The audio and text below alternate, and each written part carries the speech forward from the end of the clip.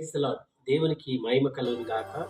క్రీస్తు నామంలో మీ అందరికీ శుభములు తెలియజేస్తున్నాను. మరి దేవుని వాక్యము ఈ రీతిగా సెలవిస్తుంది. మీరు శోధనలో ప్రవేశించుకున్నట్లు మెలకువగా ఉండి ప్రార్థన చేయమని మార్కు సువార్త 14వ అధ్యాయము 38వ వచనంలో దేవుని వాక్యము ఈ రీతిగా సెలవిస్తుంది.